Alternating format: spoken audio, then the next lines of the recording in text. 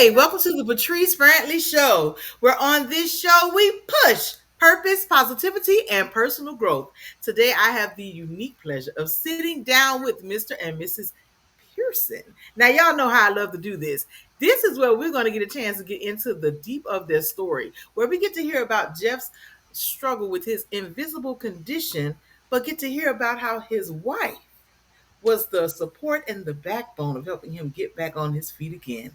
Listen, y'all, this is going to be amazing. I need y'all to stay in with me, connect. Listen, we have a great show today. If you know that you're talking with somebody and you're saying, hey, we're going through something like this, we're going to talk about some tips at the end for caregivers, and we're going to talk about how do you keep your momentum up when you are the one dealing with the conditions. All right, y'all. So come on, bring them in, bring them in. Come on now, somebody. Come on, get into it, get into it. Bring them in, bring them in. Get excited. This is Jeff Pearson. Welcome, guys. Thank you for having us. Yeah, this is amazing. Can't wait. Bring it on.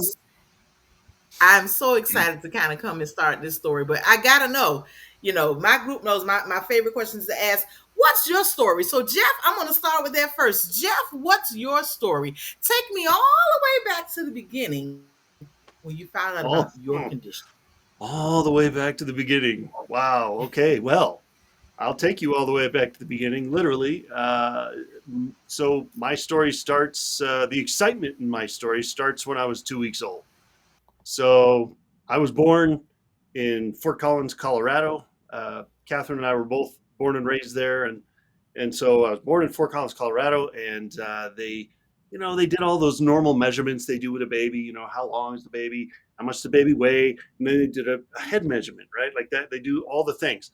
And then at the 2-week checkup, they did all the same things, make sure the baby's tracking, make sure, they're growing properly and everything. And apparently my head measurement was a little bit big, a little bit outside the norm.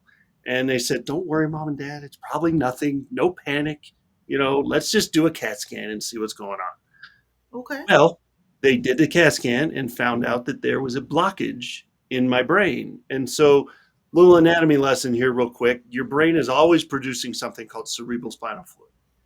Okay. 100% of your life, it is producing this fluid. It produces about a quart a day. And it's what cushions your brain against your skull, and it kind of floats around in there. But it can't stay because there's only so much room up there. So it produces it drains down the ventricles in the brain, and it kind of lubricates your spinal column, reabsorbs into the body. It's a kind of continuous thing. So one of those ventricles, when they did that CAT scan, they found out that one of those ventricles that was supposed to be draining this fluid was blocked, not draining anything. Okay. So that's important because you only have so much room up here. It can't, the fluid's got to go somewhere. So the solution to that, so they called that hydrocephalus, which is loosely translated water on the brain. And what they did in 1977, when I was 2 weeks old, is very similar to what they do now, and that is brain surgery. And so at 2 weeks old, I had my first brain surgery. That was my introduction to the world. And they got me on the table and put me under and drilled a hole in my skull back here and got a tube in there to access that fluid and attached it to something called a shunt, which is right here. It kind of acts like a pump. And then there's a cord on the end of that. And it kind of it's like an artificial ventricle to reroute that fluid somewhere else in the body. And so that's the diagnosis. That's the treatment, brain surgery. Those of us with hydrocephalus have multiple brain surgeries over our lifetime most of the time. And I'm no exception. I had 3 in my childhood. I've had 4 of those brain surgeries to replace those shunts in the last 12 years. So it's been a little bit of a wild ride for me and the family. A total of 7 brain surgeries. Yeah, well, I've had about 15 surgeries overall to treat other symptoms and different things that the hydrocephalus has caused, but only 7 of them are brain surgeries. Yeah. Wow.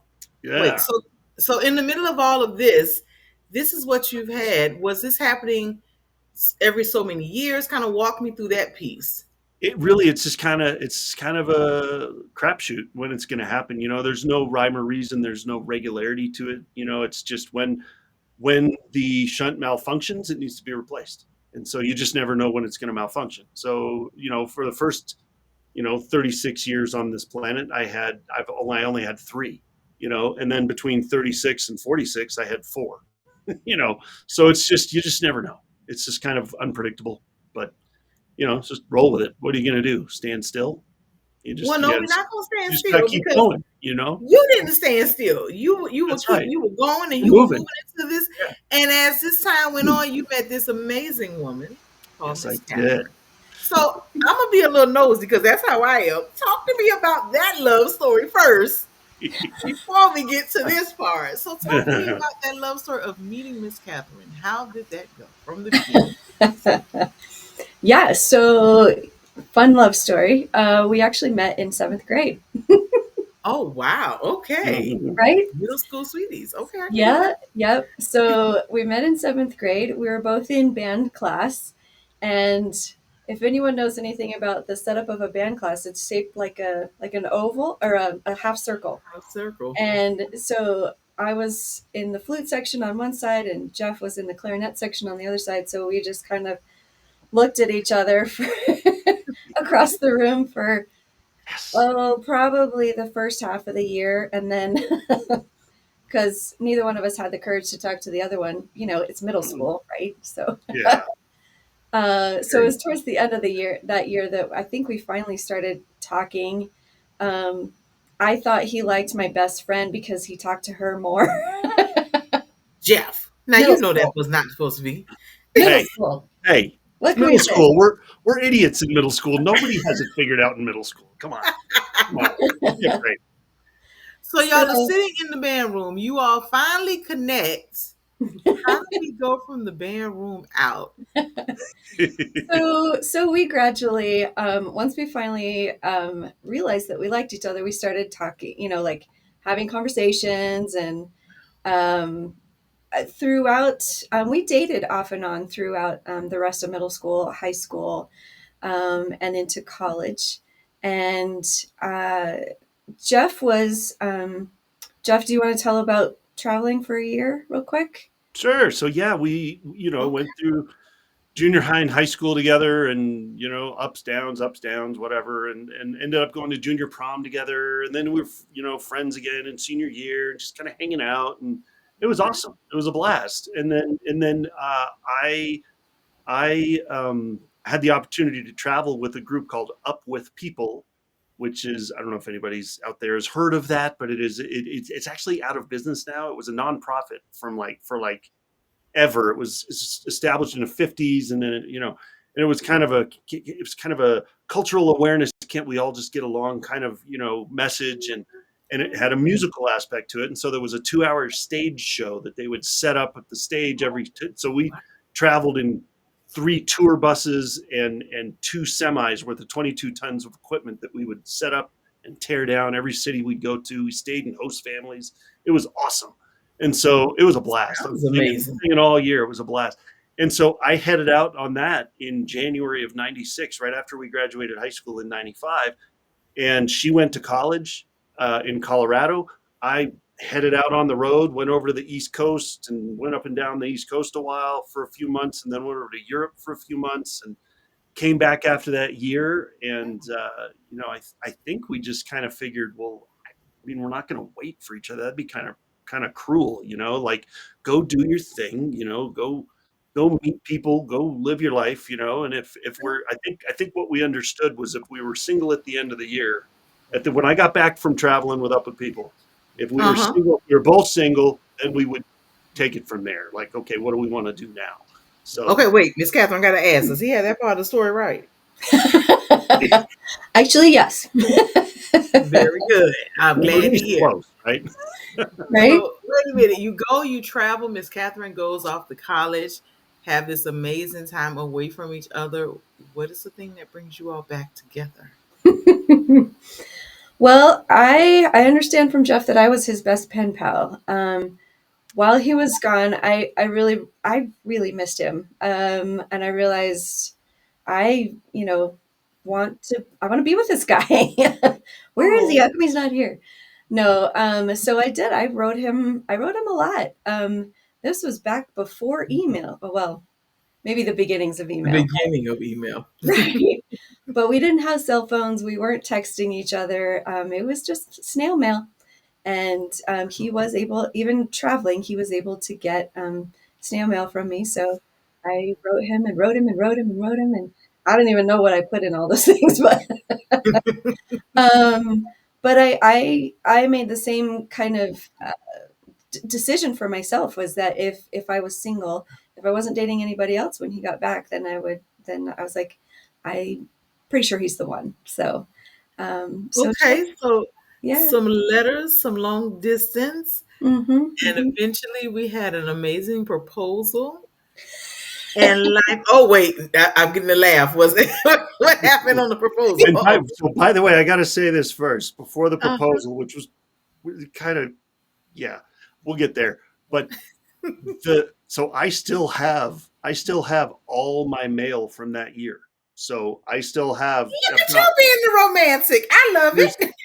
oh, you have no idea. I'm Oh, ridiculously, it's a sickness almost. I've got stuff I have made for her over that year and all. I've got letters. I've got note. You remember how you used to fold up the notes in that fancy way in high school? yes. I got tons of those still from high school and Oh, junior high. Oh yeah. Oh yeah. No, I'm kind of it's yeah, you're I've kind got of them that all. sappy guy. It's so cool. Okay. So Let me tell you, being the single chick right now, y'all are making me go, there's love out there. It's great. Okay, I'm having it home by myself. It's So you there. kept all the letters. All this was going on. We're not getting into the proposal yet. Go ahead, Miss Catherine. Talk, fill us in. Well, so we decided to get married. I can't remember. We were just, we had conversations all the time, right? And so at some point, we decided, we talked about it and we're like, yeah, we want to get married. But he had not officially proposed yet. But we knew we were going to get married. And so we decided on June of 1999. And so we started making plans. Still hadn't proposed yet. Wait a wait a minute. minute, wait a minute, You wait a minute. haven't proposed, but y'all are making plans. So I just got to throw this out there for any men out there who are wanting to do this right. Okay, I Okay. talked. I had her. I invited her parents to have breakfast with me at a place, and asked their permission first. So I asked her dad. And I had we had known each other since. I mean, I know her family for 10 years at this point because Yeah. we met in junior high, right? So Yes. of course, her dad was terrifying to me in junior high and high school. He scared the crap out of me. I didn't like every time he picked up the phone. I'm like, oh, is Catherine there? But he was terrifying. But I still knew him. Her mom loved me. I loved them. It was great. It was a great relationship. So I took them to breakfast at a place in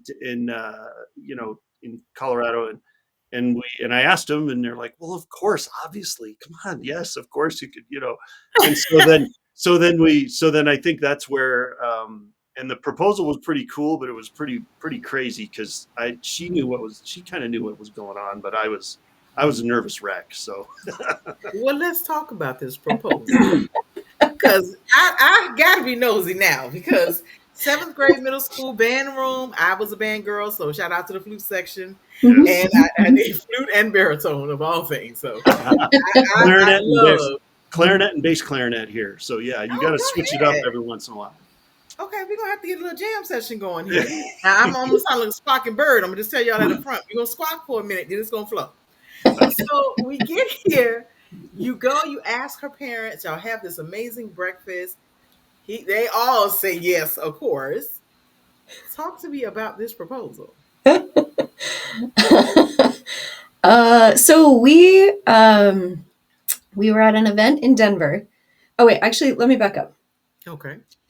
So I have had this interest in Hard Rock Cafe.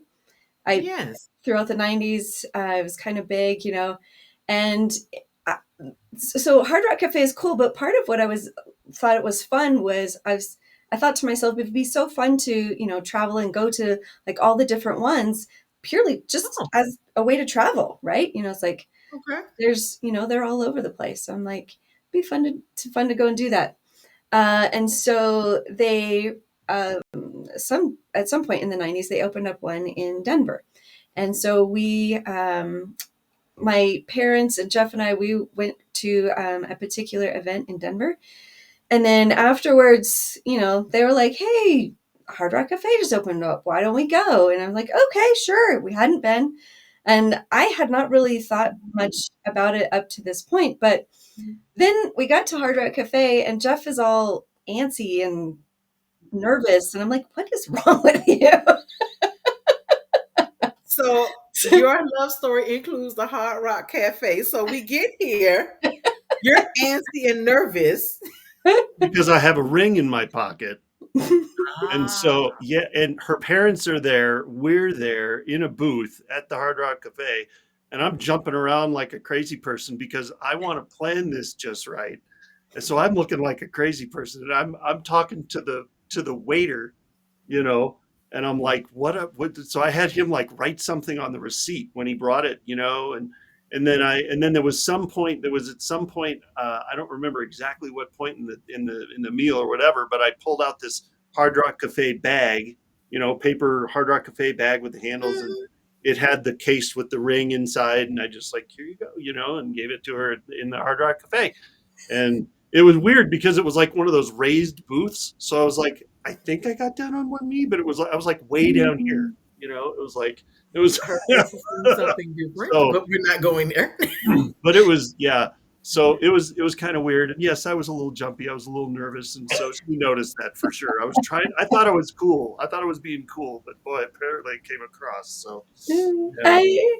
After 10 years, I know you fairly well. Yeah. Yeah. It's a thing. So this was, Uh-huh. sorry, this was only like, I think it was in March and we were getting married in June. So when you said proposal, that's why I chuckled, because we were planning stuff and he didn't officially propose until a few months before, but Wow. that's Yeah, okay. you knew we That's were. okay. We're here. Come I on. was going to say, you 26 all years knew now. this was a good thing, and you knew you all were right. So this fit Yeah. perfectly. So we It get worked. here into this beautiful space called marriage. Mhm. And then when does the health concerns start back up? So we got married. We were 22 years old, and Jeff did have a surgery when he was 18, and so like I knew that he had this condition, but I didn't research it. I didn't. I Okay. didn't learn about it. I just knew I wanted to be with the guy, so I was like, so admittedly, I didn't really know a lot about it. But we just were going along, we had jobs, and after we'd been married 4 years, we had started having kiddos. And so we have, a daughter, a son, and then another daughter. And when our youngest was, let's see, she was about 4. And we had bought a house and, like I said, done all kind of those married things. Um, that was when Jeff had to have emergency surgery. He started having pain one night at work and managed to get himself home. But he was in so much pain that it was like, yeah, we need to call an ambulance, which was a little freaky, right? I mean, we had been like just living our lives, I wasn't even thinking about anything medical happening. But it cropped up. Jeff, do you want to take So from Sure. there? Oh, Yeah. sorry. Go here ahead. we have your wife is telling me that you're at the point you have to drive yourself to the hospital. How did this start? Because now y'all are here, married in 4 years in. You're at work, from my understanding, when this pain starts. Yeah, so in 2011, I got what I consider my dream gig. I was working for a company in Colorado Springs here with a guy named Eric, and he was the owner, and he owned a security company, and Okay. I was working security at church, and they're like, hey, we just got this contract for this ballpark. Do you want to work security? I was like, sure, let's give it a shot. That sounds fun. So I ended up working with him for 12 years and doing security, and I was a private investigator and process server, and I got to do all kinds of fun stuff during those 12 Yeah. years. Oh yeah, I was that guy. I enjoyed it. I was one of those crazy people that actually enjoyed doing that. It was a blast. And so it was a dream gig. And so yeah, in August of 2013, one of the things that we did at these ball games, these baseball games, is they would do fireworks every Friday night. And so we would have Mhm. guards that would go down to onto the baseball field to make sure no fans like jumped on and ran around or, Mhm. flash the crowd or anything crazy. You know how fans can be at ball games. So Mhm. I was one of them that was on the grass. I was like on the grass, on the ballpark, on the field. And that morning, I had, I mean, so I up to this point, I already had probably 7 or 8 surgeries, 9, 10 surgeries by now at this point in my life. And every surgery creates what? Creates scar tissue. Tissue. Because every time you have to cut into that, you create more scar tissue. And so I was basically held together with scar tissue at this point, but I didn't know it. I just, and you don't think about it because everything's just kind of Mhm. going well. Well, on that day, I woke up that morning and I kind of had a stomach ache. I felt kind of like, and remember, with this many surgeries, I've built up quite the pain tolerance. I've got Okay. like that 1 to 10 scale for people like me is a little different. A Okay. 2 on that scale for me is like a 9 for most people, right? So I've got a pretty good pain tolerance. And so I wake up that morning and I'm like, oh, my stomach kind of hurts. That's weird. Maybe I just ate something wrong. Maybe I'll just, it'll get better throughout the day. Whatever. I'll just, whatever. Push, moving on. Well, Mhm. throughout the day, it got worse and worse and worse and worse. And the worst of it hit while I was on the field during the fireworks display in front of 7,000 people in this ballpark. And God. I'm like writhing in pain. And so the fireworks get done. Of course, I have to stay there for like 45 minutes after the things are done, standing on the field, like waiting everybody to clear out of the ballpark. I'm sitting here writhing in pain. And I Mhm. finally can get off the field and I limp up the stairs on the ballpark and I'm like bent over at the waist, like I'm like I'm dying. What is happening right now? And I drive myself home, which is probably not the smartest idea in that much pain. But I get home and that's Mhm. when Catherine sees me and like this, she's right. This is the first time she's seen me in this condition in, we've been married 14 years at this point, and she's never seen this before. So she's like, at first, I think she was kind of like, oh, whatever. You're not, come on.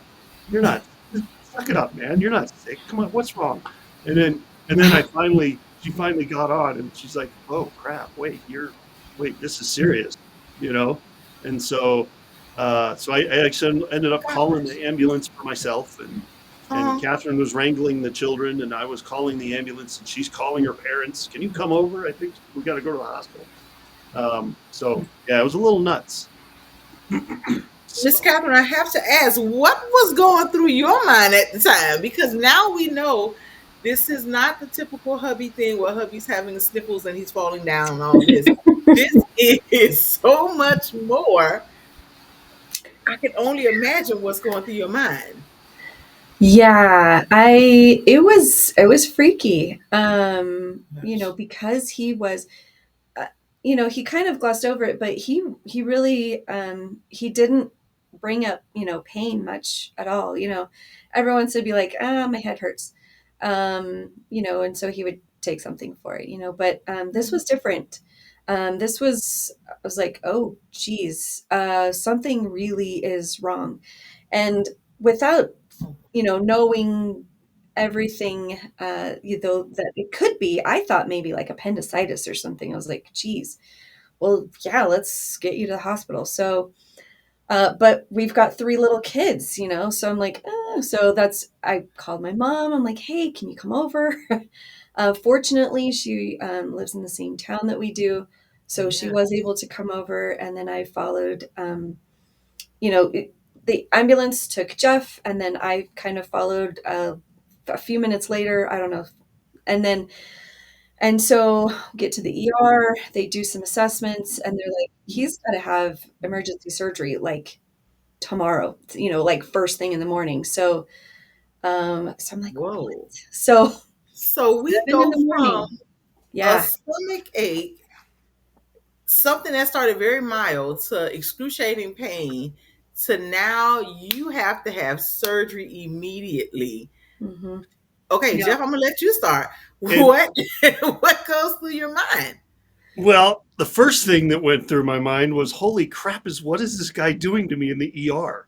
So the first thing that they did, which it's so for those of you out there who are watching this, who have Excuse me. ever experienced anything like this, you'll relate. What they called what I was experiencing was a bowel obstruction. So that means that there was so much scar tissue in my abdomen that it had built up to the point that it had literally pinched off my intestine, and it was like pinching my intestine, and so nothing could go either way, you know. And so it really hurt. It felt like somebody was driving a sword through the middle of my abdomen, and so that's a problem. And so Mhm. that's why we were in the hospital, and that's the pain that kind of got worse and worse and worse and worse and worse throughout the day. Well, with a bowel obstruction, the common treatment is to free up that system or Listen. whatever, or get all that stuff out of the stomach so it doesn't, it's kind of gross. But they do what's called an NG tube, which for anybody that, I'm not going to get into the details of it because it's really, yeah, I don't want anybody to, but look it up. It's fascinating. So they did that, and it was one of those could easily be a medieval torture device. If they want information out of somebody, they could give them one of those and they would talk. I mean, these things are miserable. And they left it in there for, it's basically something to go up the nose, around the back of the throat, and down into the stomach to get rid of everything in the stomach. And Holy so, yeah. moly. So I had this giant tube in my nose that went all the way back and down and around, and it was terrible. They left it in there for 6 days, and I've had this procedure twice over the last 10 years. And so this was all happening, and Catherine's like, "What?" And she's happening, watching all this happen, and it's like it's crazy. And then emergency surgery the next morning, and then I was in the hospital for about a week for that one, and it was quite the introduction to, hey, guess what? We're going to have 6 surgeries in the next 10 years. Uh, So wait one second. I gotta go back to Miss Catherine because you have little babies at home. You have a hubby who's going through this. You got a tube up his nose, going all the way around, clearing out stuff, and we're in a young marriage. At least 14 years in. Like, to me, that's a young marriage. Like, I've seen marriages that have gone 60 years and above. So I'm like, this is young, young. Like, what is going through your mind here? Yeah, yeah. We had been married only 14 years at the time. We were 36 years old.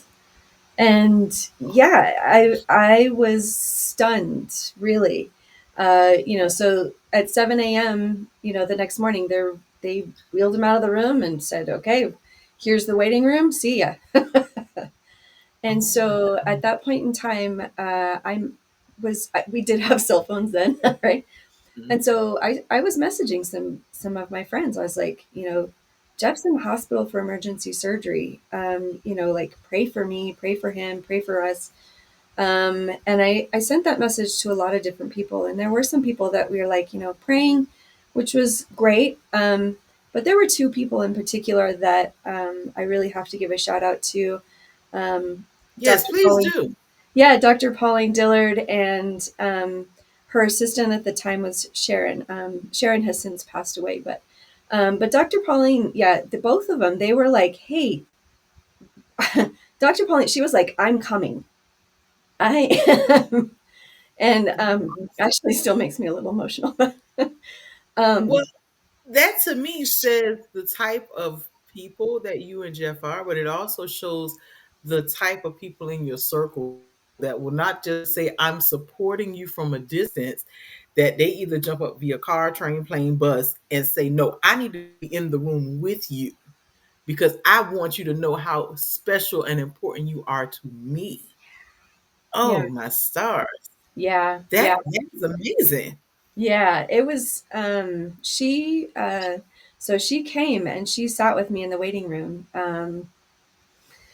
We talked Mm. about nothing and everything, right? And it was just killing time until he was out of surgery, because it was scary. I had never witnessed somebody that close to me going through something that felt to me, traumatic, because I mean, I didn't know what was happening, so I didn't know what the outcome was going to be. So yeah, it was challenging, but it was really nice to have somebody, come and just say, "I am coming." I don't know.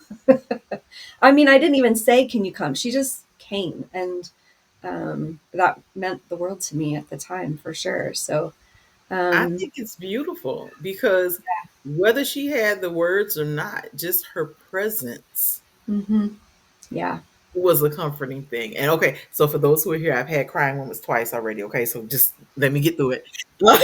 I've been over here. That's why I'm working my eyes. Okay, I want you to be like, oh, somebody's cutting onions in here. So I've been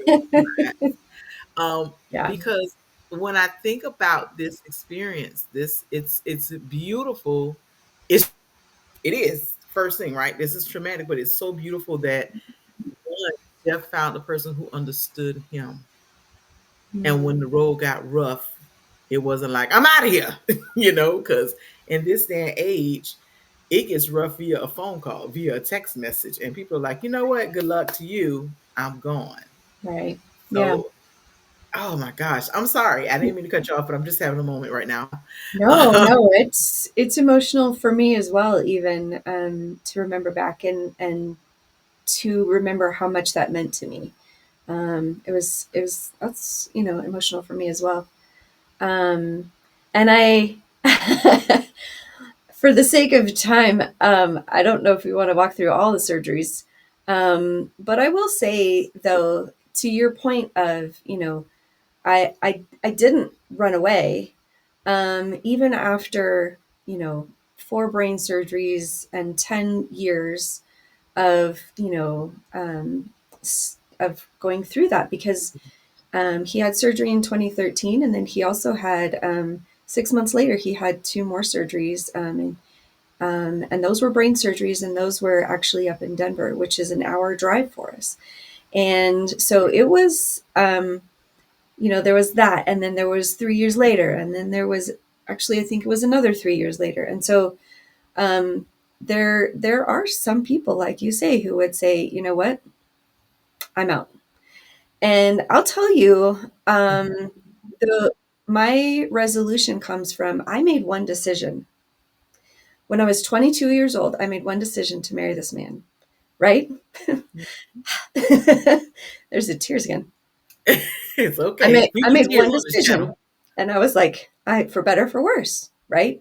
I'm not going anywhere. You know, I love this guy. I love being with him, and I will be with him regardless. So yeah, so if there's anybody else out there that's feels, like Wow. in the challenge, and like, how can I possibly stick with this? I will tell you, it's worth it. You know, make one decision, you know, make one decision. I vowed to be there. So the rest was, it was challenging, right? But it was, you just move forward, just take another step forward. I love how y'all talk about, I love how you talked about making that decision. And I love how even Jeff said it, Mr. Jeff said a little bit earlier about moving forward, just continuing to move forward. I've noticed that's been a theme between you two. So much goes on and people don't realize the trouble doesn't last long. It's It's true. always about it is temporary and it's just making it to the other side, right? Yes. And I'm hearing you talk about this, and to me, when you talk about those days that it was challenging, it was knowing this was my decision to stay, and that when I said I said I do to the good, the bad, everything in between. hmm So I think that is such a beautiful expression of your love. But I'm going deeper because I'm hearing you say, wow, I made this decision. And so, Jeff, I want to know from your standpoint, having this amazing woman next to you that says, I'm standing, going nowhere. I don't, as I like to put it in my vernacular, I don't birth these babies. We're not going. So we do it. So for you, how was this experience? You're going in and out of these surgeries. You're having all these things that's going on. How do you keep it from being a thing that breaks you down because you still got to be there. You still got to, be this hubby in the midst of all this. I mean, up to that point, like I said, I've had 15 surgeries overall over the last 48 years on this planet, and at that point in 2013, I had already had 9 of them. You know, so I've I've been through. Not to sound not to sound casual or calloused about it, but Mhm. been there, done that. I've done this before. I've done this before many times. Eye surgeries and brain surgeries and abdominal surgeries and all kinds of surgeries over the last 30, whatever. All before before I was 20 years old, I had these surgeries. And so I was like, I wasn't a rookie. I've done this before. So it was just kind of like, okay, well, what's this one? What's next? What's this time? What's coming?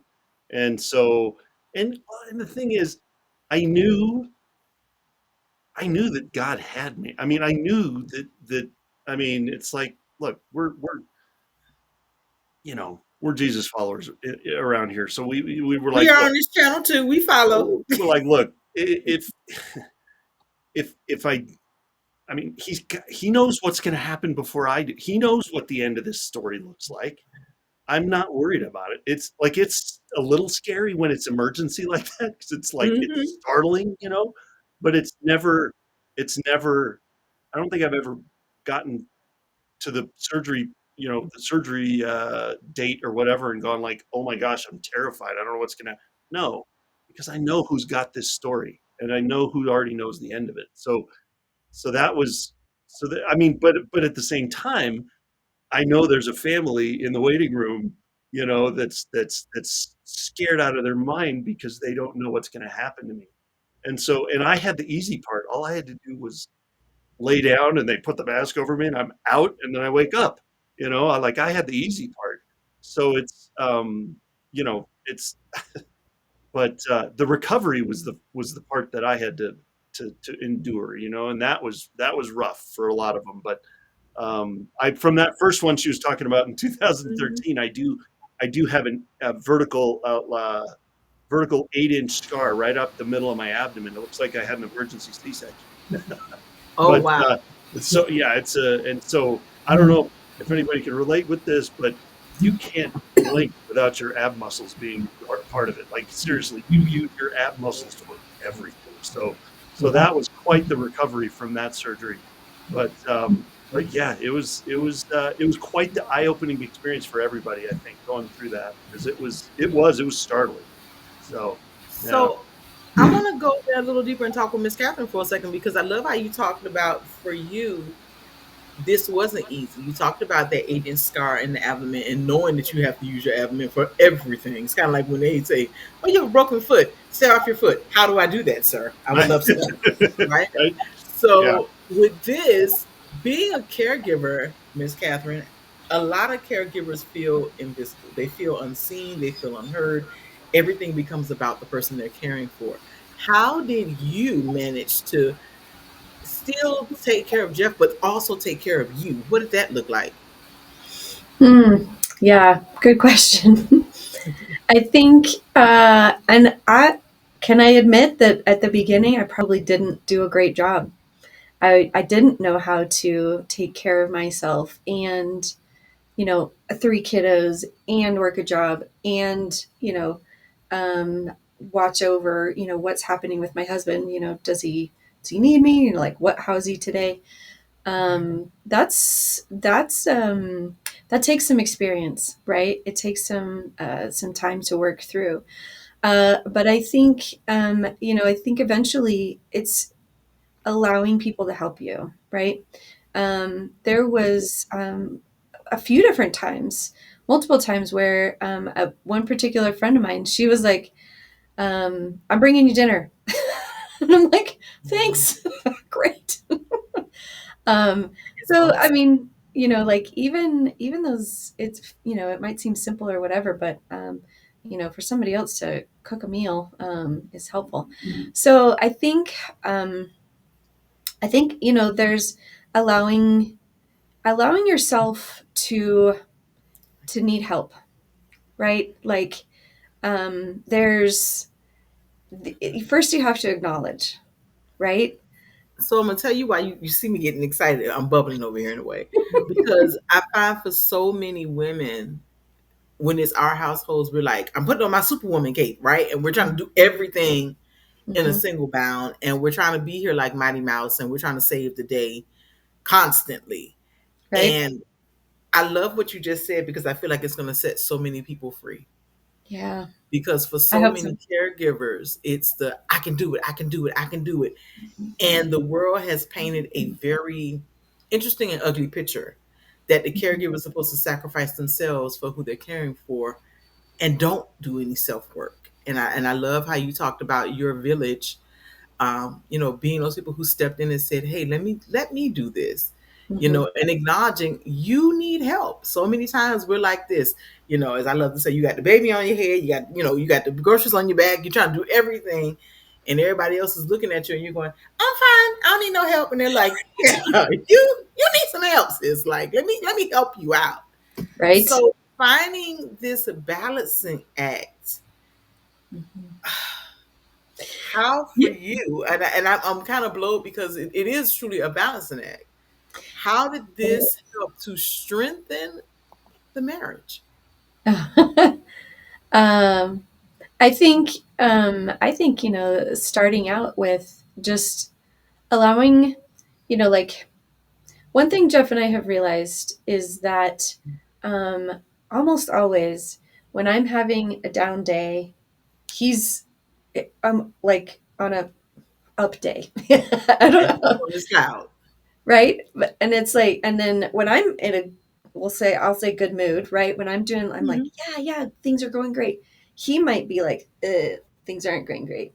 But for us to be able to um, allow, if I'm in a good mood, allow him to be, where he's at, and Okay. say, um, but things will get better.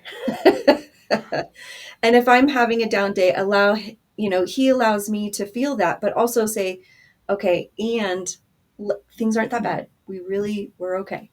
So we've been, I don't know if it's blessed or if we've somehow, learned it or something, but that tends to be what we've experienced is like when I'm down, he's up and vice versa. And that's made a huge difference. We're rarely both in the dumps at the same time. So Okay. that's handy. I And love I'm how not you even talk sure about if I can allowing each teach other them. to have your ebb and flow. I love how you Yes. talked about that because a lot of people feel like if I'm up, they should be up too. Get up with me. If I'm down, you should be down with me too. Get down here with me. But I love how you have that ebb and flow feeling. And I'm going to ask Jeff for you, how did it strengthen your marriage going through this experience? And did it give you the chance to see Catherine a little bit differently? Oh yeah, yeah. No, I mean, I've, I mean, I knew in high school I wanted to marry her, so it's like it wasn't a problem of like, oh man, I don't know about this one, nothing Mhm. like that. But man, watching her, you know, have like birth all three kids and like and just even before the surgeries, like all the things that we experienced in our marriage and in our, some of the crazy times, some of the hard times, some of the, I mean, all of that was like, wow, okay. And then yeah, she had to get some help during some of those surgeries, man, because it's tough. I mean, you gotta. Pauline was there, and man, we she was just over here yesterday hanging out. Pauline and Catherine still hang out all the time. They still, and so it's a lifelong thing now with her. We love her, and it's just a we yeah. I mean, she's become so strong and so independent and so, I mean, if especially in the last 2 or 3 years. I mean, with all the stuff that we've been going on with the surgeries, and then with me having to leave that job of 12 years and be like straight up entrepreneur, like on our own, like holy smokes, what do we do now? And all the things, and with the nonprofit, and everything we're doing. I mean, it was she has endured a lot and she has done it well. So it's So been pretty impressive. I love how you talk about how this has been pretty impressive, but I want to take a little sharp left real quick because you talked about leaving the comfort zone for stepping into entrepreneurship. And I got to tell you, I really want to kind of go there and park a little bit because I know both of you are entrepreneurs in your own right. But I want to talk about what did it feel like for both of you, and feel free to jump on in here. We're gonna have some fun at this one. What it felt like to leave the stability of the I know this check, I got to check, to stepping out. Wow, the facial expression said a lot in that one. Who wants to start first? Well, I I will say, so Jeff had, it was 2021, I believe, that he had a surgery. Oh, and then another one in 2022. That's right, in the fall. And after those surgeries, he tried to go back to work and it just wasn't working. And, I don't know if it's, the man of the house or, just kind of that manly energy, like, I have to go and do this and I will put up with the pain. And Mhm. the challenge was, he would go and he would work, but then he would come home and he would crash on the couch all day.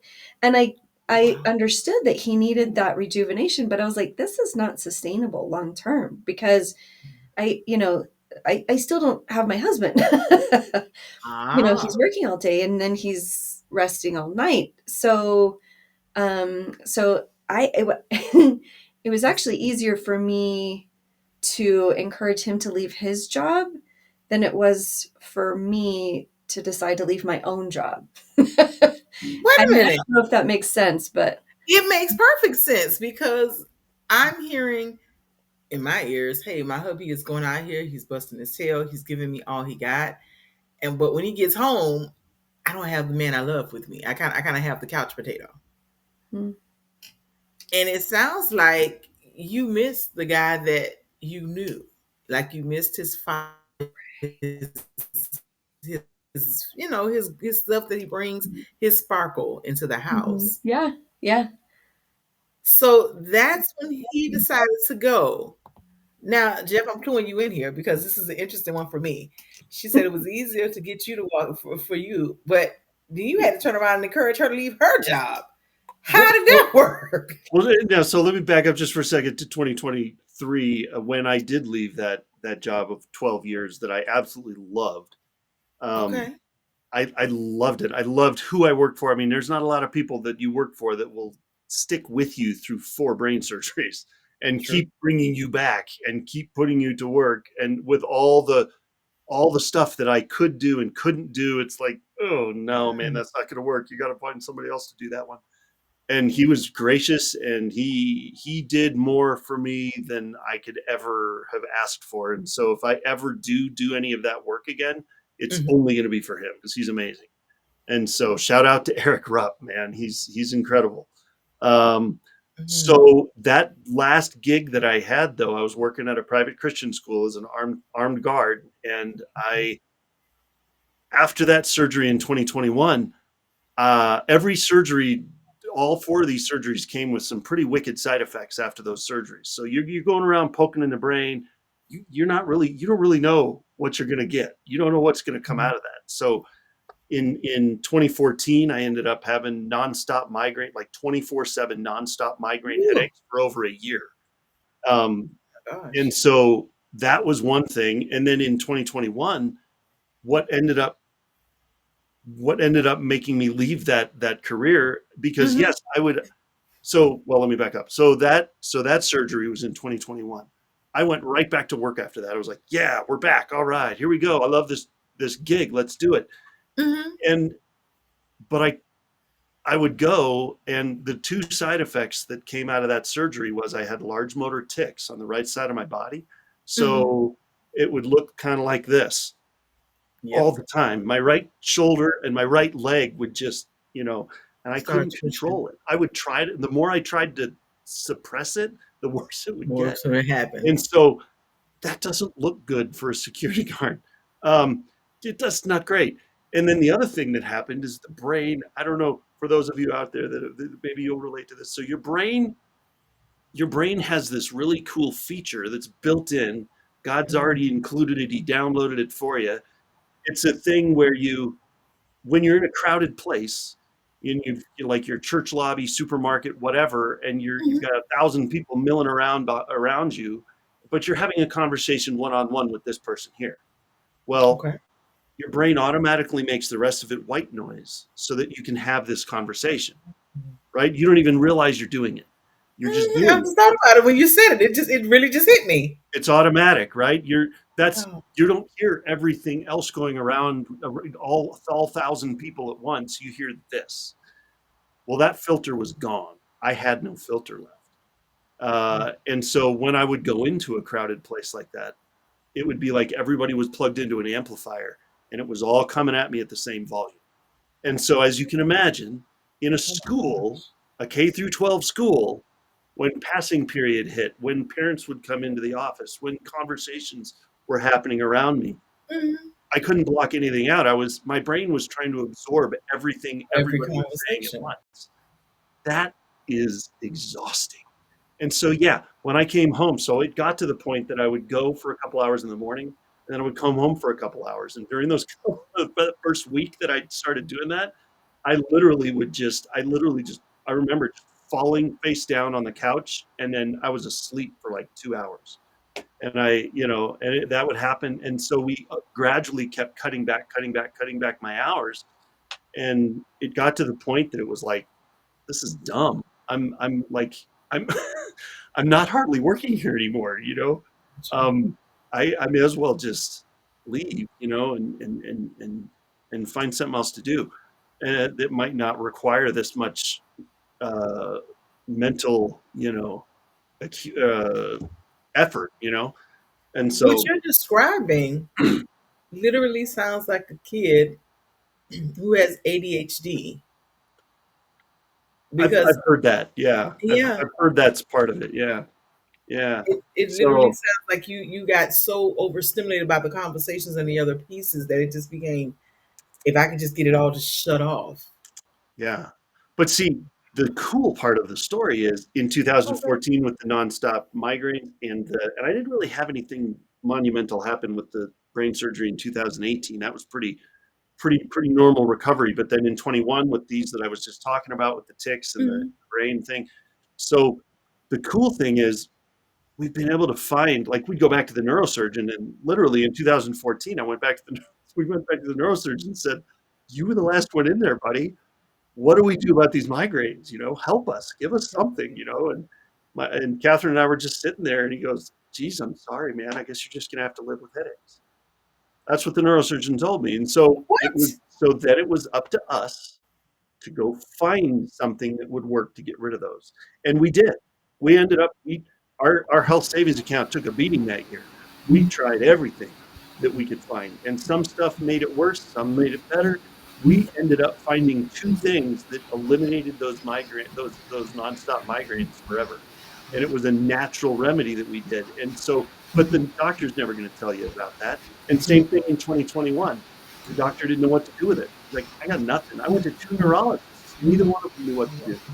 We ended up finding, this is really cool timing though. I was at that, I had just left that career, right? Because I Mhm. couldn't do it anymore. The tics were too hard. The brain was not working. And so I left that job completely in September of 23. In early October of 23, my parents, who live in Oregon, called me and said, Jeff, I know you've been struggling with these tics. I know this has been hard. I know this has been rough. As a mother, I mean, my mom is very compassionate. She's like, I hate watching my little boy, go through this. And so she's like, I think we found something that'll work. Come up and try it. We'll fly you up here. We'll take care of everything. Just come try it. I don't know if it'll work or not, but try. And so I did. I went up there for about a week, and Okay. they found somebody in Bend, Oregon, and her name was Sharon, and she did something called pressure point therapy on the vagus nerve, which is a fancy way of saying she dug her elbow into my vagus nerve, up and down my body until the pain, and she would literally, and and it took her about 3 days of working me over, but but after that first day of that therapy, Yes. I got my filter back, and the ticks were gone, and so Oh my gosh. right, and so miraculous, right, and the thing is, though, I went back to Eric and said, "Hey, I'm back. Look at me. Look at this. I'm not. There's nothing going on. This is great. I can come back." He goes, "Yeah, sorry. We got a guard there now. We don't need you. Sorry, man. I can see if there's other work I can have you do or whatever. But see, what's cool is God already lined it up. I started hosting our TV show that's now been on the air for 2.5 years. I started hosting that in April of 23, right? So So April 4th of 23, I started that. October of 23, I was told I was no longer needed at my job, but oh I my had already launched the show 6 months before that. So it's like God lined it up. It's like, this is what you do now. Now I you do love this. your steps. So The steps of a godly man are well ordered. And I love that because you're literally telling us your steps were ordered. Now wait a yeah. second. Jump into this TV show because that's my thing. I'm a TV girl, so I love to hear about a good show. So now that I've heard all of the background and you had started this show, what were the sparks? How did this work? What does it look like? I can't wait for Catherine to jump in on this too.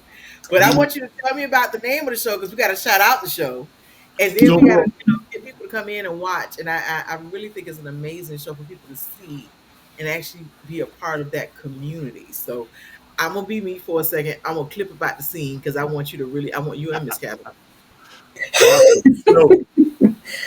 So I've got two things that so what we did first, which you go back to 2018, we started a nonprofit in 2022 to focus on helping other people that are living with this condition, hydrocephalus.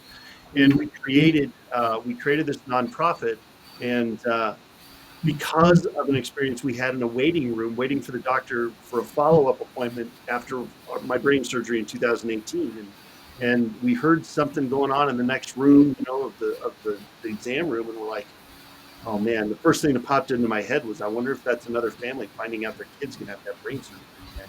And I just wanted to help them. All I wanted to do was jump up from my chair and run in that room and hug them and tell them it was going to be okay and answer their questions. And but HIPAA doesn't like that. You're in a doctor's office, right? So you got to cool it. You got to like sit down. You're in an office right now. Don't do that. And so but on the way home, that was kind of the starting point of Catherine and I. We were talking about it. It's like, what do we do? How can we do this? And we landed on Hydro with Hope, and we ended up creating a pretty cool organization, and we've got a journal that we published that's right here. It's called My Hydro Warrior Story, and it's a 150-page journal, fill in the blank journal that walks you through that whole experience of, holy crap, I got to have what kind of surgery again? And I gotta show you this, Patrice. You'll love this. We were talking about the marriage and the relationship and all that stuff.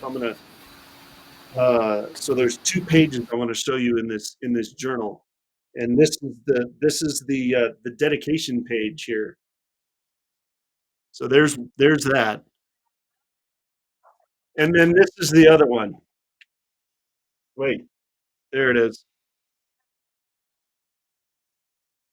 So that's how we roll. And all of that sickness, health, all of that in the vows. We've been through it all. So Y'all that's literally have why walked it out. that's why we put that in there, because it's like, well, we've done all that, and so yeah, so that was the nonprofit, and then we were promoting that nonprofit at a conference a few years ago, and the network president of the channel that we're on was introduced to me, and she said, "Tell me your story." And of course, when your story kicks off with, "Well, I had brain surgery at 2 weeks old, and I've had seven total," and it's unique. So she's like, "Okay, well, let's talk about that." And so we decided to launch a TV show, and we launched it. Our first episode was April 4th of 2023, And we've been on the air about 2.5 years now. Every Tuesday and every Friday at noon Eastern, 9 Pacific, you can catch our show. It's a 1 hour show. And the name of the show is right here. It's called Invisible Condition. And the tagline is, it's not all in your head, because sometimes when it's invisible, it can feel like that. And so we bring on people. It's a 1 hour show. We bring on people and interview them, and I talk to them about what the condition is and how they found out about it, how they're living with it, and more importantly, how they're thriving with it. So I want to hear the stories of, yeah, okay, I was born and I was diagnosed with fibromyalgia, diagnosed with bipolar, diagnosed with whatever, but Mhm. this is what I did in spite of it. This is how I'm kicking butt and taking names in spite of my invisible condition. Maybe they're a speaker, maybe they're an author, maybe they created a company around it or a nonprofit to help people with it or whatever. Like, those are the kind of stories that we tell on the show. And we've had some pretty cool guests on over the last 2.5 years. We just entered into season 6. I just recorded the first 3 episodes of season 6 this week, so we're rolling right along. So, and we've I got a love second show we're how. getting ready to launch in January, by the way. So that's Wait another a thing. minute. So wait. You got one show called Invisible Condition, which is talking about the things that people don't see, but the struggles, as I love to say, the struggles to the That's right. success. We're promoting here. We're just, yeah, just And I love that because with this particular show, it shows other people that just because you have a diagnosis or whatever type doesn't mean that has to be the end of your story. right. So I will be going back and checking that out. And I'm looking forward to linking it in the show notes in the bio so that other people can check it out as well. Now, I had cut you off a little bit because you was like, I got another show coming. That's So now okay. talk to me about this second show So that first, you got coming. so well, I'll dive into that in 1 second.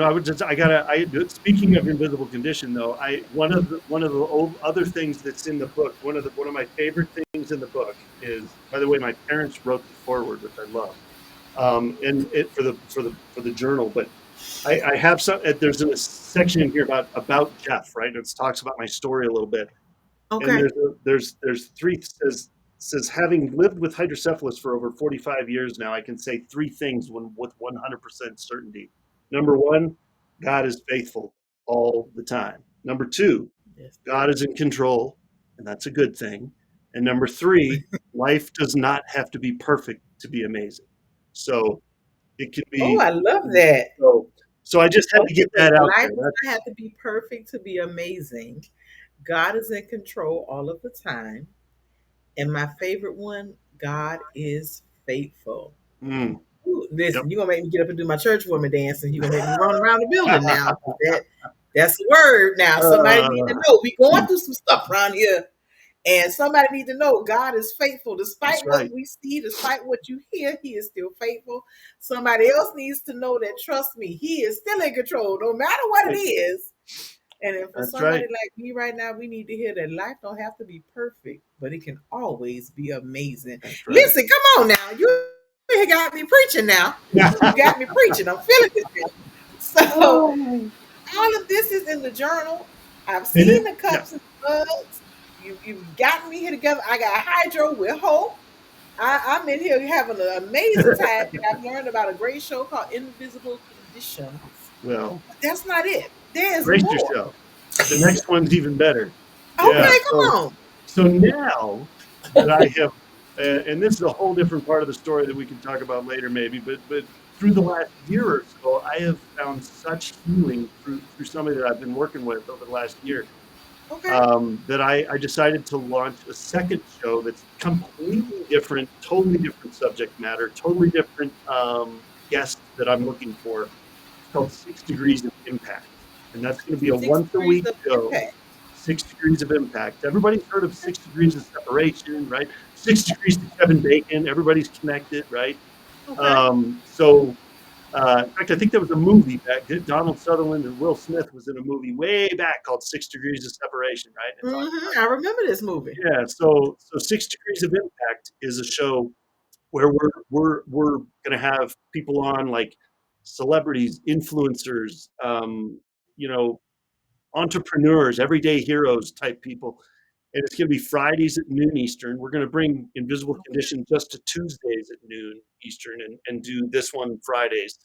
And it's going to be, it's going to be that story of, remember that contact way back, might have been 20 years ago that you were introduced to that person that you almost forgot about later, right? And it's like, but that person introduced you to them, that introduced you to them, that introduced you to that guy, that introduced you to that girl, and now look at you.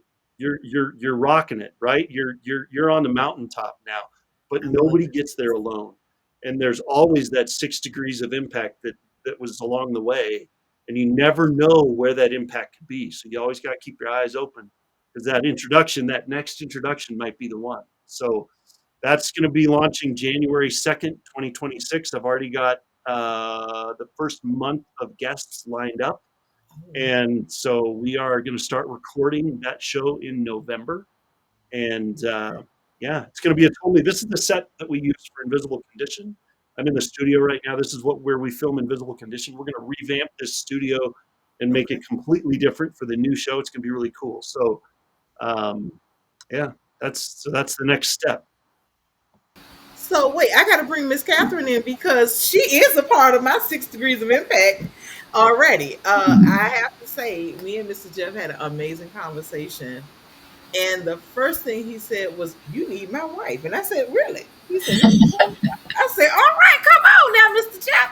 And he told me about this amazing woman that literally had her business of helping people getting their life together and in order.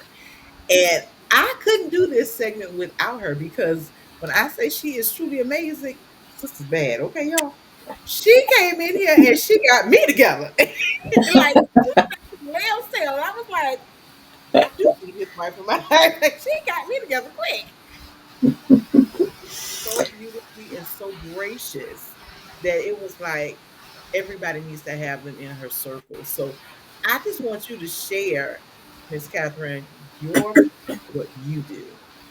And just let people know how what you do is so impactful.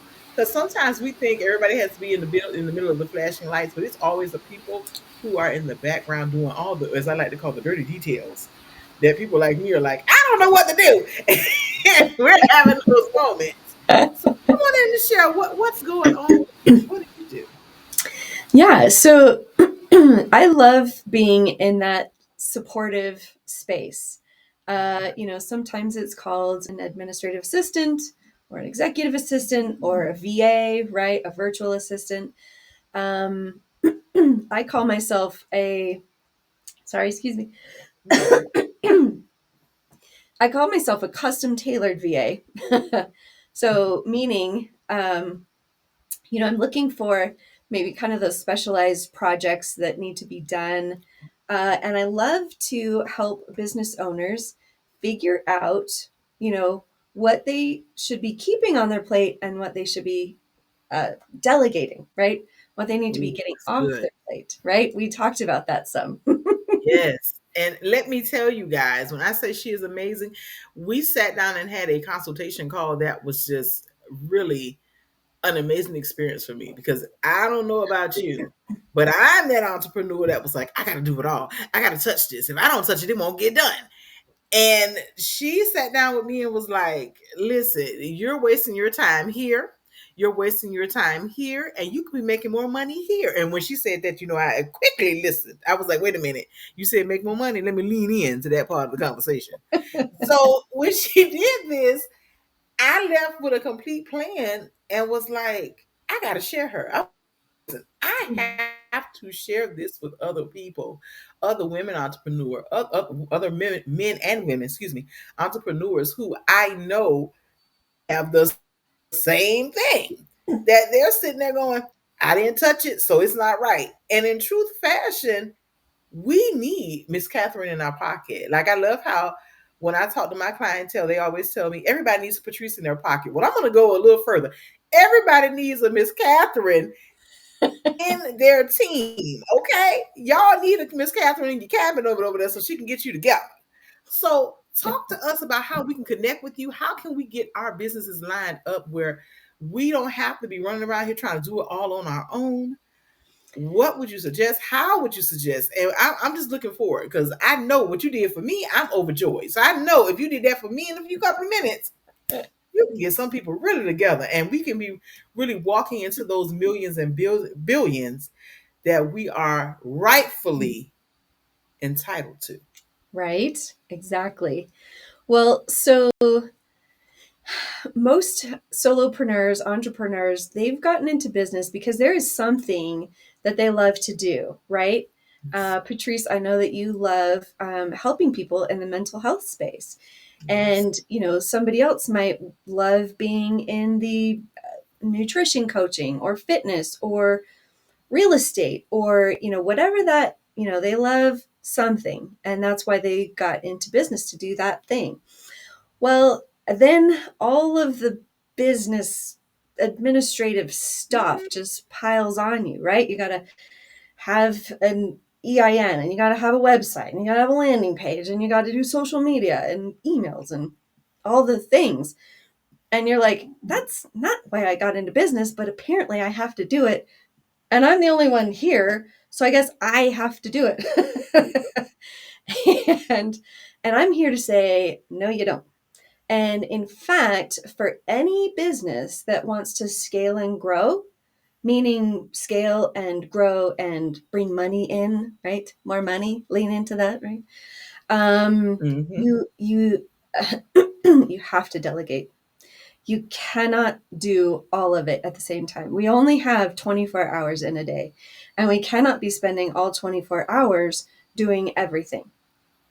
And the other thing that I like to say is that if there is anything in your business that you are procrastinating on, that you take Good. 8 hours to do, that you find yourself saying, oh, I'm sorry, I didn't do that. Oh, I'm sorry.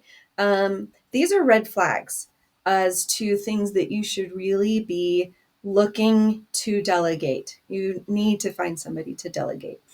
And I love to talk about the fact that I have an assessment that can really hone in on, here are the things that are, I like to use the word brilliance. Here are the things that are in my brilliance I love to do, right? These are the things, probably the reason that I got in business is because I love this. Um, those things you need to keep. But all the other things, most likely need to go. And so, but of course, you want to find somebody trusted, right? You want to find somebody that's well vetted, that is skilled, that you work well with, that, all of the things that you're looking for in a team. So I would love to help you with that. And I know that for our particular listeners, and okay, now y'all know how I am, so I love to bring y'all exclusive stuff. So for the Patrice Brantley Podcast Show listeners, I know you got a deal for us. Go ahead and tell us how we can connect with this deal. Yes. So I have, I think I was just saying, right? I have this assessment that's going to help you, and it's a game changer. It's a real game changer. It changed my game. Yes. When I first was introduced to it, I was like, oh my gosh, this just light bulb went on. Mm-hmm. And, and so as a game changer, I do value it at $297. But for listeners right in here, I'm offering it at a $97 value, a $97 investment for the $297 value. So wait a minute, guys. I need y'all to catch this.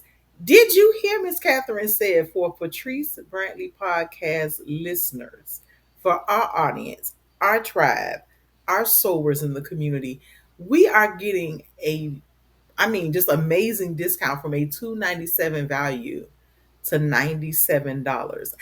I need y'all to go ahead, run over to her website. I'm gonna let her drop all of that, and I'm gonna let her say it because I know if you like me, you got to hear it a couple times. I need you to go run over here, and I need you to get these assessments because I'm telling you that call and just knowing these were my areas of brilliance and saying, okay, you know what, you love the podcast, be the mouth, right? Love that, be the sound. That's how I like to tell myself when I'm hyping myself up in the mirror. Be the sound.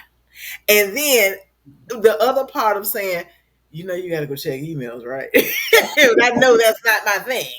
Or I know, hey, I got to sit down and do this piece, and this does not give me excitement. Be honest with yourself and delegate that. And I think for a lot of us, really being open and honest and saying, no, there is only 24 hours in a day. I don't have to do it all myself. Let me be, as Miss Catherine did in the story we heard earlier with her and her husband, let me allow someone to truly help me. And here's the thing that I've discovered over this last week: an excellent team can get you to move faster in your trajectory to wealth than you trying to do it all by yourself. So don't be that person who's trying to fight and do it by themselves. Get your team right. Come on and let's get this right so that you can be moving towards that generational wealth, breaking those curses that you've been talking about, saying, no more will my child have to get it out the mud. We're not getting it out the mud. Let me help you. Our children won't have to understand what it is to get it out the mud. Our children will already be able to go and frolic in the garden of goodness that we have already created for them with the gifts and talents that we have. So before we get to the end, I gotta bring y'all in. I had such an amazing time. So I gotta know. Final thoughts, final words. I'm gonna let you give us a final word about how being a caregiver was an experience, how it was overcoming what people said you wouldn't be able to overcome, and just a word of encouragement as a whole. So I'm gonna step out and I'm gonna let y'all wrap us up with the final.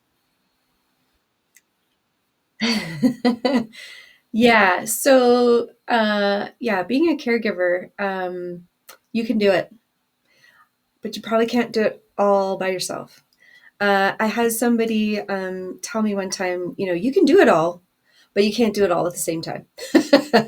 So it is okay to acknowledge, oh my gosh, I'm so overwhelmed. I need somebody to help me. I need to let my spouse know that I'm feeling overwhelmed and maybe I need a timeout. Maybe I need somebody to help me. Please allow yourself to admit that to yourself. And then, be okay and seek out the tribe around you. I'm sure that you could reach out to Miss Patrice and say, Miss Patrice, I need help. I'm pretty sure she would be okay with that and she would want to help you with that. So my parting words are: don't do it all alone. Acknowledge what you need and allow others to come around you and be a community and a tribe together. Jeff. Nice. Yes.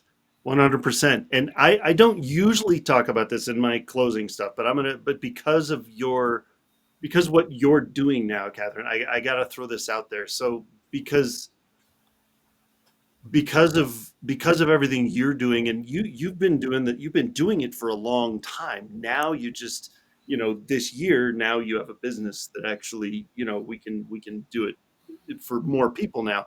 But even like a year ago, you were helping me realize during this show. So this show, I felt like I had to do everything, right? So I'm hosting the show.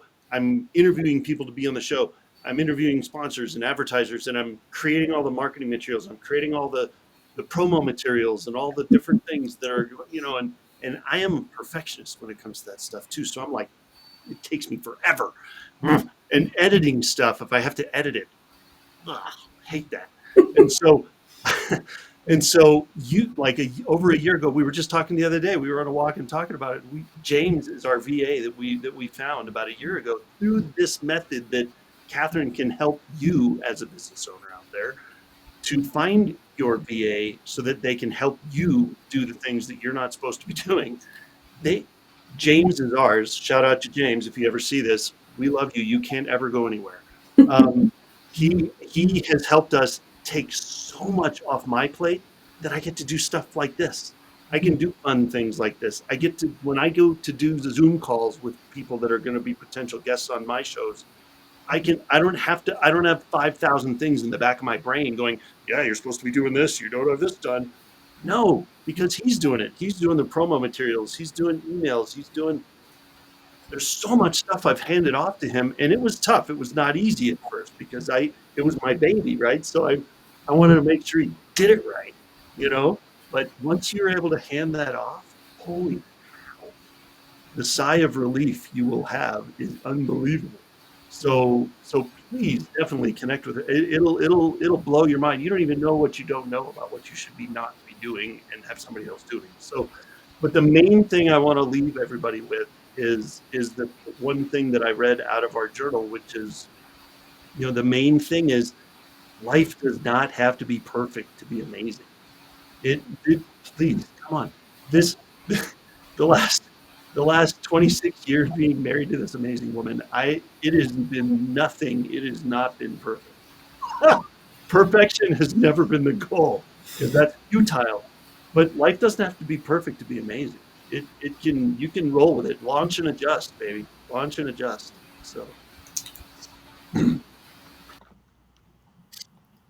I want to take a moment to thank the Pearsons for coming in, because when I tell you they did an amazing job and just sharing their heart, their story, and just all the beauty that comes through this. And I love them as people. Yes, y'all. Y'all know if I tell somebody I love them, I'm like Chucky, baby. We friends to the end. We ain't going nowhere. So I love that they came to sit in and grace us with their time and their presence and their talents. And I need y'all to make sure y'all tune in next week because we got more for you. And y'all know how I like to say, thank you for tuning in to the Patrice Brantley Podcast Show, where on this show we push purpose, positivity, and personal growth. Make sure you stay tuned for our behind the scenes.